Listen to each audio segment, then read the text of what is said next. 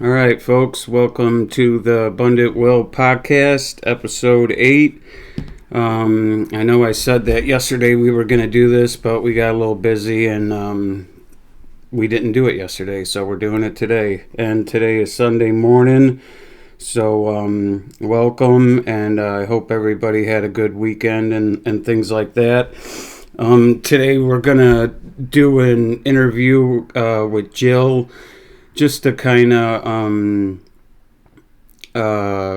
if anybody, I know there's another couple going through whatever kind of medical sickness together, or addiction, or custody battles, anything like that. So we've been through it all, and we're going through it again together because as you guys know, and if you've been following, I've had a liver and kidney transplant, and I need another kidney transplant. I'm on dialysis right now, so that's where we're at. And Jill was willing to be a donor and put her kidney in the kidney swap program if need be. So I'm very grateful for that, and we just wanted to come on here and kind of share our story, and if you can relate, or maybe it might help inspire, or maybe you might learn something from us of how to get through what you're going through, or whatever, man. We're all here for one another and each other, so that's all we're trying to do here. And this is Jill, and Jill, why don't you tell them how we first met?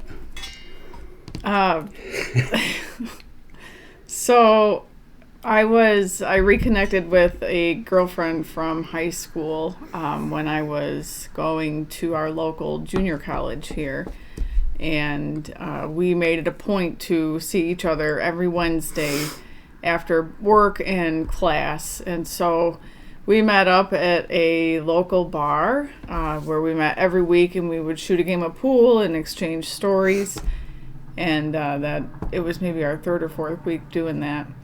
And we were kind of in like the back corner of this room, and we were just getting ready to leave, saying our goodbyes, and this guy started walking toward us, and there was nowhere behind us for us to go, or for him to go. And so I knew he was coming over to talk to us, and I assumed he was going to talk to my girlfriend. And I looked at her and I said, "Oh my gosh, this guy's coming over here to talk to us, We better hurry up and get our stuff and get out of here." And Will walked over very confidently and said that his friend that he was with that evening had been talking about buying us a drink the entire time we were there, but he was, and I quote, "too much of a pussy to do anything about it." And so then he said, "So I'm here, what'll it be?" And he bought me a drink, and we spent the rest of the evening into the next day sitting and talking to each other at various places that would end up kicking us out. I think Denny's was one of them. Yep. And then we just kind of circled back and went to lunch, and it was almost a full 24 hours we were together the first day that we met. But it was definitely something I'm not going to forget. Oh, yeah. And so when we met, it was like I believe it was 2011. I think Yeah. I had just got into the apprenticeship program. I mean, I was a first year, I'm pretty sure, and it was at that point where Kyla was. I would have Kyla like 9 weeks. And then Amber, her mother, would have her in Florida for 9 weeks. So we were going through that. And I obviously had to tell Jill that I had a daughter. And, when they met, it was just, it was a funny thing. What did she say to you again? Oh, you're Jill, right? Uh-huh. Yeah. She walked up the driveway with her glasses on crooked and her little lazy eye, and she just stood right in front of me, just this little bitty thing, and she looked at me, well, she looked like this at me. Yeah. And she said, "Are you Jill?"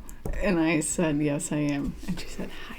And then the rest was history. Well, yeah, and so through that, it continued with the custody battles, and then me and Jill would even get on the plane with her sometimes, things Yeah. like that. It just because I mean, when I was a first year, if you couldn't miss work. That's one thing that you couldn't do. Yeah. You couldn't miss work, and I didn't miss work, but I was going through my addiction at that time and things like that. A lot of drinking, a lot of painkillers and things like that, and just so I guess one of the questions that I have for you, or one of the questions that I think that maybe some audience members would like to know is like, what made you stick around through the addiction? Well, it was kind of the same reason throughout it all, but each time things would get worse, if you will, or come to the surface, it was the same thing, and that it's just, I love you, and I knew that it wasn't a fix for me. It was something that you had to do, and that you were already well on your way to wanting to do it. I mean, you had accepted that you were doing dumb shit. You accepted that it was not good, and that your life couldn't get better if you didn't take control of it. And you had already gotten over that hump. You knew what was best for yourself, and you knew how to get there. So it was just a matter of time, like a matter of, okay, we're gonna just wait it out, I guess. But it was, you were always striving to do better, and you knew what you had to do to get it done. It was just kind of like waiting for you to pull the pin. Right. I guess this is kind of a little bit of the same kind of question, but in a different way. But did you ever lose hope in us during the worst days? No, that's kind of what I clung on to, was the hope. I mean, sometimes I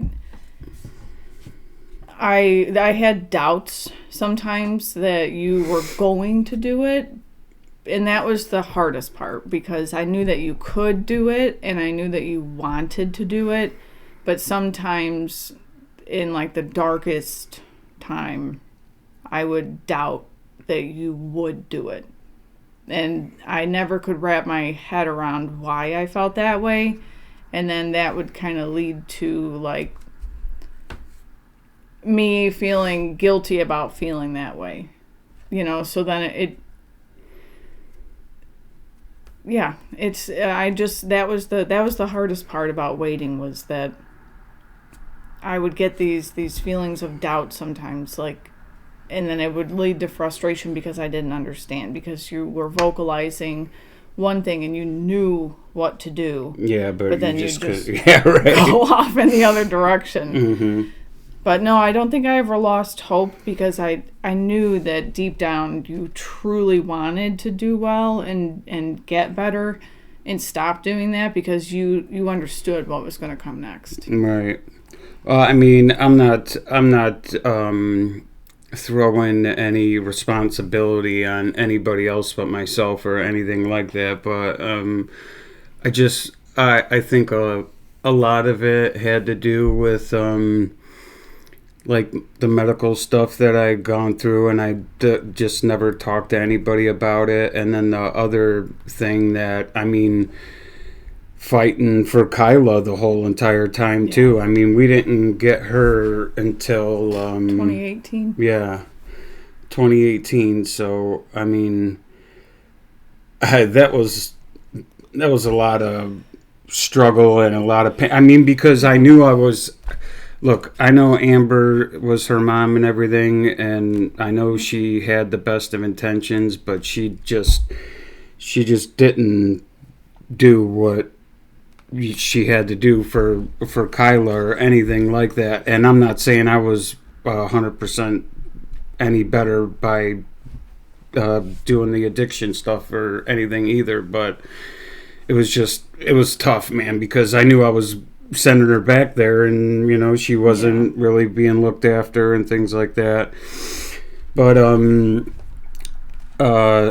so saying that, I mean, there was, how many years was it that we did? Because you met her when she was 3, and she got here when she was 9.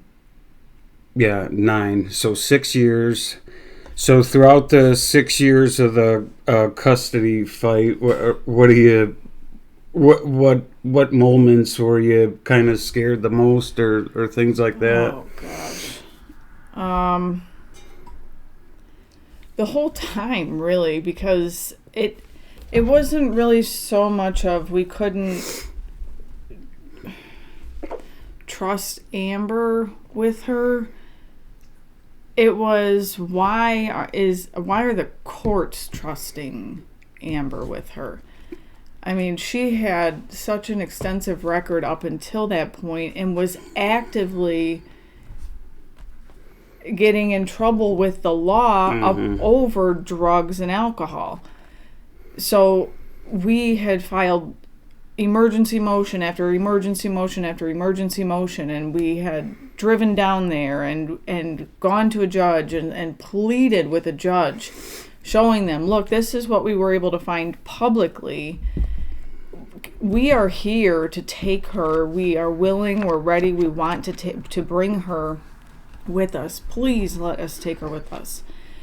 And we would get denied, and then the next time she'd come up, she'd be full of fleas and dirty and wearing 18-month-old clothing at 5 and 6 years old, So as much as we were in somewhat of the same boat, we always had to send her back. And so I think that after maybe like the 3rd or 4th time that we filed these motions and went down and pleaded in front of the court, look, we're here, we want to take her, we have a safe, clean place for her to go, we can get her in school right away. And the courts rejecting us over and over, that's really what made me scared, because no part of me ever thought that Amber would intentionally put Kyla in danger. Right. But knowing, that the drugs and stuff had a role in everything was scary. But then the courts not seeing that, and the courts continuing to tell us that you can't have her and that she's going back with mom, and that's really what scared me. That's really what made me think, like, this is never going to end. She's going to be 18 years old by the time. Oh, yeah. Well, and that's why when I think I did one of my first episodes, I said, I mean, dude, if you're a father and you're going through a custody battle, you have to be on your shit, dude. Have your I's dotted, your T's crossed. Everything has to be on the up and up, dude, and you have to be on it. And you have to be relentless, and that's it, dude. Yeah. Because you will not get anywhere if you're not. Because the courts favor the mother. They think and they want the child to be with the mother because they think it's better. And you know what? Sometimes it is, and sometimes it isn't, man. And each case is different. And I mean, I really don't see them kind of like taking that into consideration or anything like that. So if you're going through it with the custody stuff, just understand, dude, if you're a father and you're fighting for your kid, just please do everything right. Do everything you have to. Just get a lawyer.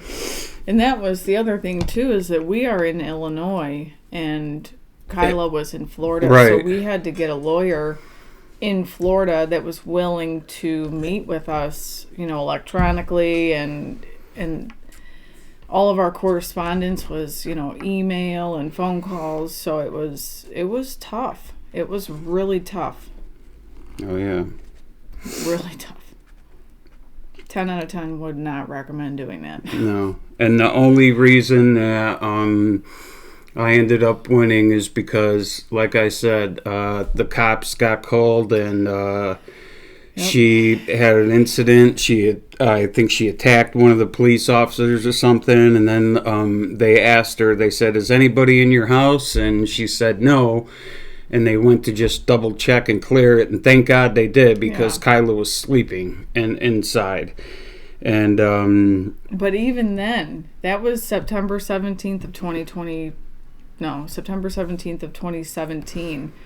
We didn't get full custody of her until April 18th of 2018. Well, right, but it takes time, but they put the wheels in motion. But yes, and that day, even after getting caught, and then saying, "My child is not here, nobody's in there," willing to leave her in there alone.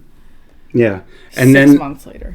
And then that day in court, they call us both up there, right? And I walk up there with a binder. I kid you not, dude. It had to be 12 to 18 inches thick, and I had it completely. Jill went through it, and the sticky notes of years and dates and what everything is on the side and all that. And I put it down. I looked at the judge. I opened it up, and I'm ready to go through it one by one. And he just looks at me, and he looks at her, and he goes, "Okay, well, I could see that you've had enough chances, full custody to the father." And I was like, "Oh." And at that point, you're like, dude, you're not even going to let me say anything, you know what I mean? But whatever. I didn't even care at that point. I was just like, whatever. I'll take the win, Yeah, that was. And I never looked back. So yeah. And man, now she's a senior and she'll be graduating this year. It's crazy. We just went for.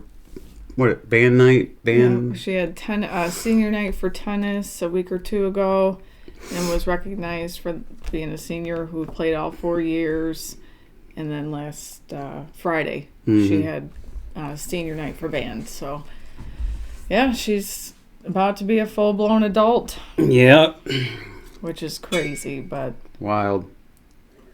She'll be all right. Time flies, man, like that. Yeah. So I guess I want to kind of move to the transplant stuff. I guess, how did you feel when we got that phone call on the 9th to go back, and we started, and the shit show started? Well, my heart immediately just fell out of my ass. It was like 2021 all over again. Because I don't know if you told No, I haven't said anything. So 2021, I pulled in the driveway, and underneath Will's truck was like this huge, and I'm not kidding, it had to have been this big, huge pile of what I thought was like a dead animal. And as I got closer to it, it was like this congealed goop. And there was no fur or anything in it, so I'm like, what is that? So I walked inside, and I said, "There's something that underneath your truck. It looks like a dead animal almost, but it's just goopy yuck." And he said, "Oh yeah, I threw up when I got home." Oh, okay. Yeah, most people throw up a giant pile of what I then found out was blood, and it was the second or third time it had happened. Once on his way home. And so in any event, I convinced him to go to the hospital, and he came over here to our local hospital, which the doctor was actually out in Vegas for his annual boys trip, so we had to sit there all weekend and wait for the answers, and we got answers about the worst answers you could ever get. You blew through your liver. You're not doing what you should be doing. You need a liver transplant right away. Go up to this doctor. So we had to go up to Northwestern for the first time, and we met. That's when we met Levitsky. Yeah, Levitsky. Dr. Levitsky was his liver doctor, and we met him, and he was just the nicest guy. Real thorough, told us, answered all of our questions, and then sat back and looked at Will, and he said, "Listen, you need to stay here so that we can figure out what's going on, because normal people don't do what happened to you." And Will's trying to brush it off, no, it's no big deal. I'll just come back. I promise I'll come back for my check-ins, that kind of thing. And he looked at him and took his glasses off, and he said, "I'm not going to go to sleep tonight unless you are laying your head on one of the pillows upstairs." And we both knew that it was pretty serious. So he spent, at that time, it was a 9-day stint in the clink. And they figured out that he had some back pressure in his portal vein in his liver. So they did a TIPS procedure on his liver and did all kinds of biopsies, because they initially told him, you've got stage 4 cirrhosis, you've got rejection of the liver and all of this scarring and whatnot. And it turned out none of that was true. So they actually they didn't believe it. They went back in and did a biopsy on the other side of the liver, and it all came back that it was true. So between 2021 and then January of this year, he was doing fine. But yeah, that was varices, when the varices popped, because you have a portal vein that it comes up and it grabs around your stomach, the veins, or the esophagus, and little veins come through your esophagus, and I guess a couple of those popped, and that's why I puked up blood. But so we went back for a checkup in January, just a normal checkup. We saw Levitsky, and he was happy to see us as always. And we decided, well, we're all the way back home from Chicago, which normally is a 2-hour trip. There and back with traffic and everything. We were like, well, we're back before lunchtime. We both took the whole day off, so why not make it a meal a day? And so we decided to go to brunch, and we were sitting there having our eggs, and Levitsky called, and he said, "Yeah, you need to go right away to the emergency room." And because of our experience at our local hospitals around here, which nothing wrong with them, they're just not specialized like Northwestern, we decided to turn around and go right back. So we came home, packed a bag, knowing that it was going to probably be another stint in the clink, and we drove back up there. And as soon as we got there, it was like something that you see in a movie, the way that this place operates, or a TV show. He went in, and there were people laying on gurneys and coughing and hacking, and people that were just all different colors that they shouldn't have been, just white as a ghost and gray, and just sick people. And we walked in, and they took his vitals, and they asked him why he was there, and he said, Levitsky told me to come back because of the blood work. And they took a look at it, and within minutes had him back in the trauma room, hooked up to all different kinds of machines with 15, 20 people in the room at a time, each with a clipboard or a binder, asking us different questions, pulling me aside saying, "Does he look yellow to you?" And do his eyes look like that every day? And, just wild questions. And I forget what they took you up for, but they took you up for something and then brought you back. And then they had us meet with urology right away. And that's when Dr. Friedewald came in. And he's just like a doctor just a regular looking guy. But he's like, he has that look of like a 90s like movie doctor kind of. You know what I mean? Yeah. So you get that like sort of sense of comfort with him a little bit. And everybody has masks on too, so it's just, what you can see of their eyes. And he took his mask down and he said, okay, so it's looking like your kidney function is yada yada, and so you're going to need a kidney transplant. And I remember thinking to myself, if I didn't have that mask on, my bottom jaw would have fallen off, because my mouth dropped and my heart dropped and my eyes got huge. And I could he looked at me and I looked at him like, you better get out of here, dude, before I freak out. And he was, this is every day of his life. So it's a normal thing for him. So it's no big deal. It's another Tuesday. But for us, it's like I'm just giving people news that they need a kidney. Earth-shattering news. And it was rough. I remember just like, again, in the movies, all the things running around your head, and you're just, everything's running through your mind. You immediately go to worst case scenario. You immediately start thinking of things that you should have done leading up until this point, and what's going to happen, and am I going to be okay? And it's not, it was awful. That was awful. Yeah. But everything after that has really been, the people up at Northwestern University or Northwestern Hospital are just top-notch human beings. Yeah. Shout out Northwestern. Yeah. They are. They're really nice people, and they care about what they're doing. They're just trying to help you. I guess so.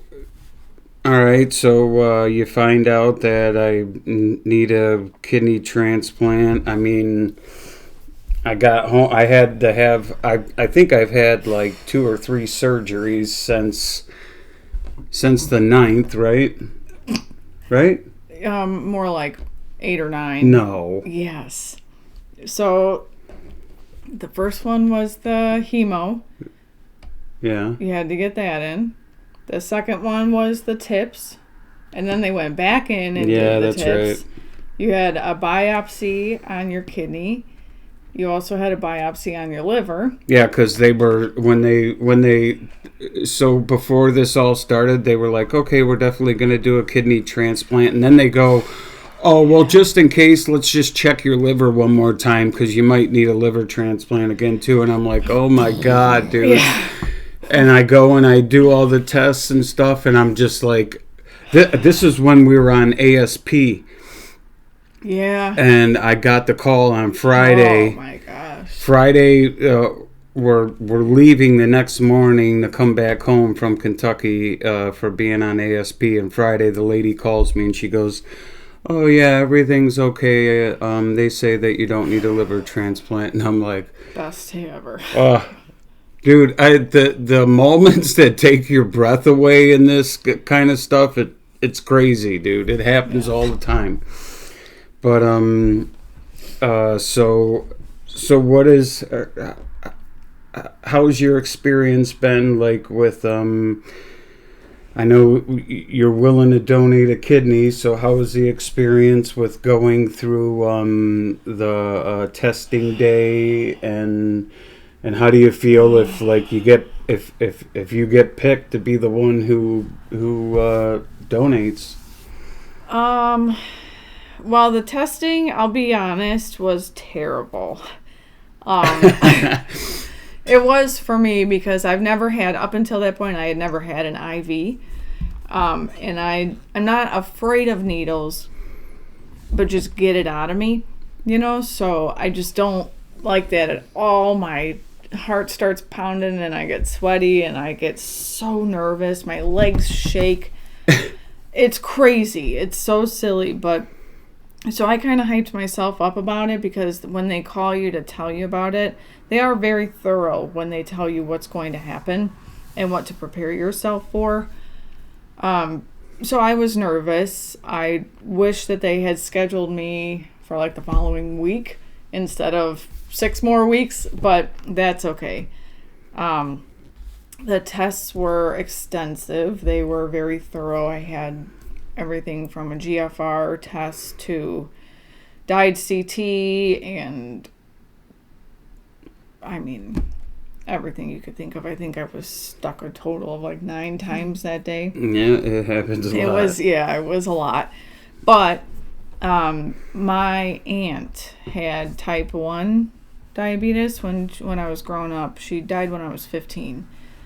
And she needed a kidney. And all of us kids were like ready, you know. Mm-hmm. And when you're a kid, you're just like, oh, no big deal.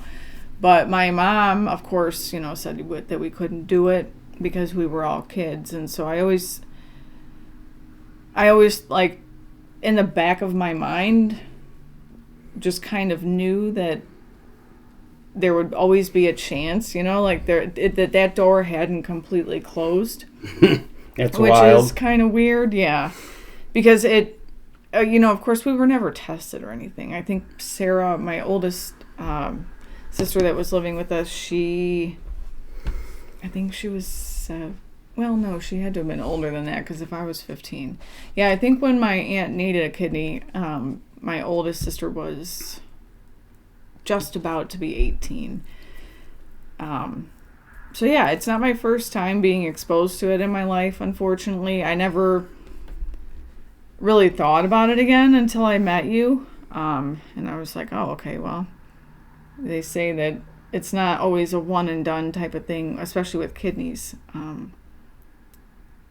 So yeah, it's a lot to think about. It's very heavy. There are some days that I kind of am like, what are you doing? Because, well, you know, because God forbid anything happen to me down the road and I have, you know, renal issues, but I'm covered. You know, they tell you that because you gave the gift of life, you will be right up at the top of the list. Yeah, you'll be taken care of first if you need help at any point later in life. Yeah. And, you know, I always talk about, like, I work in finance, and so a lot of times I hear stuff from, like, people about fraud and stuff like that, and I just think to myself, God, you've got to be pretty smart to do something like that. And imagine what it would look like if you use that for good. I know that sounds like super corny, but just like imagine if everybody were able to do this, what a spot we would be in. So yeah. I just think that it's not my duty necessarily. I don't feel obligated to do it in any way, but there is a small part of me that hopes that somebody else will do it for another person. You know, because we're not a match. Right. So in order for me to give you a kidney, even if it's in the long roundabout way, somebody else has to help. Right. You know, right, so right. You hope that somebody else would do the same. And that's why we're here, man. We're just trying to bring some awareness to organ transplants and I mean, it's a lot. You know, any kind of sickness or anything like that, and you know how we can still live abundantly, even though we're going through this bullshit at the moment. But I mean, don't worry, because this is part of your story, man, and your story is your power. I promise you that. And whatever you're going through, just keep going. No matter what, just keep going. All right. Shit, I think I forgot what my next question was going to be. Oh no, yeah. Yeah. So if you do donate, what do you think? Or do you think if you're the one that gets the lucky straw or whatever? So actually, if I'm being honest, excuse me, the worst part is over because, like I had mentioned about the testing day, it is, I think I had 3 IVs and 6 blood draws that day. That the worst is over. They even go as far as to let you know that normally kidney donor's left kidney is the one that's taken because of the anatomy of the human body, which is far above my understanding. But they take the left one, but my left one is functioning at 55% and my right one at 44 and some change. So they're actually taking my right one. So they show you all these diagrams of like what's going to happen. Of course, they don't like show you the surgery or anything, but they show you like stills of what it's going to look like, just so that you're prepared for all of that. And I'm not worried about any of that. I'm not worried about getting cut open or any of that, because I'm going to be asleep. The worst part about it is going to be that getting that IV in my hand. No, yeah. I don't want that. Yeah. Oh, I don't want that. That's going to be really yucky. But all it is just one little small incision about an inch under your bottom rib, another one behind on your back, again just about an inch or so that they can go in, what do they call that, laparoscopically, and they disconnect everything, and then one across your side here where your kidney's actually at, so that they can remove it safely. That will be anywhere between 4 and 6 inches. So that I'm not worried about, because I'm going to be asleep for that. It's the IV. You just hate the IVs. Oh, I just don't want that Jill in there. does not like IVs, dude, or needles or anything like that. I mean, honestly, the day that we went for testing, I couldn't believe that she made it, dude, because I made it. I knew what she was in for, because I had to do it before her, and I had to do like the more intense one, because they do like this one for your heart, to make sure that like your heart can handle anesthesia or whatever, and they jack your heart rate up while you lay there, and you can't do anything, but your heart is like it's wild, man. And I was thinking to myself, I was like, oh shit, dude, if Jill's got to go through this, I don't know if she's gonna make it. Well, but again, they were super duper nice at the hospital. The nurse like even let me lay down when she did it instead of sitting up. So yeah, right. They are, they know what to do. So they make you feel very comfortable, and they explain things to you. So I never felt like I can't do this. I was like, I have to do this. I got to get through this. So that's enough IVs for me. Okay. I guess the other question that I have, one more for you, is so have you spoke with your family about this, and what do they think about what you're doing? And I mean, are they probably like, just let that fucking asshole die? No, not at all. No. So it was kind of a little bit. My family, if you know them, they're very rambunctious. They're very wild. Nobody's shy about speaking their opinion. We are very loud, just in general. We're loud people. And so I almost had a sense of like an unsettled feeling because of the calm that I was met with from my family when I told them about it. So they're all very much on board. I've never received like a, why are you doing that? Or are you sure this is something that you want to do? In fact, it was one of your family members who brought that up to my attention. Like, are you sure this is something that you want to do? Because if you get sick later on, ... But all of those T's are crossed and I's are dotted. So you don't really have to worry about that. And if I have enough to worry about, and I worry about enough on a day-to-day basis, that if I worry about this, then it'll consume me. So I'm not going to worry. I promise myself that I'm not going to worry. And my family is totally on board with that. They're very much looking forward to getting this done so that we can get back to being the people that we used to be. It was good seeing everybody the other night for Jake's birthday too. I mean, I miss that, dude. I do. Like, that's the biggest thing. Like, the biggest change is that we do spend a lot of time with our families. Will's family is a little bit further north, so it takes like over an hour to go see them. But again, totally worth it to go up and see the whole family for a day, or to drive 20 minutes down the road and spend the day with my family. But now having to be home before a certain time so that we can get hooked up to the machine and get, that's been a struggle because, like we have to miss stuff because of that. And everybody understands, of course, nobody is upset that we have to miss things or that we have to cut things short or anything like that. But when it comes down to it, then you're just kind of like, we're both sitting there, kind of like, all right, well, we're hooked up. Yeah, right. Now what? Because you can't, you're tethered to being here. I got 30 feet. Well, we came up with a creative solution so that he can go out on the deck out here when it's nice outside and stuff like that, but it sucks, dude. Yeah. It does. You're tethered to being home.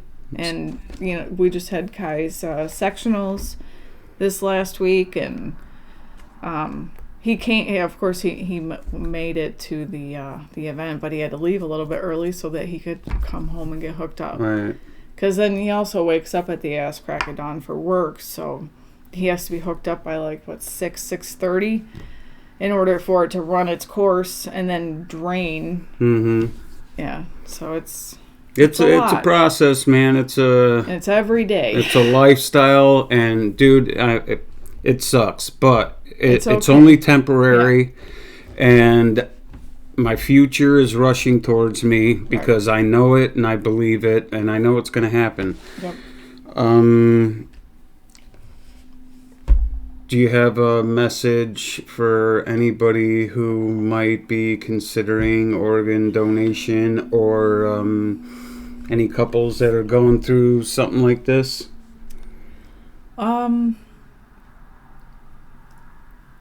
Just do it. I mean, just do it. Even if you don't know somebody who, directly who needs something like this, you never really know who you do know that needs something like this. For example, the Legion band that I'm in, a member of the same section I play in, she just had a kidney transplant. And another member is talking about a friend who is about to have a kidney transplant.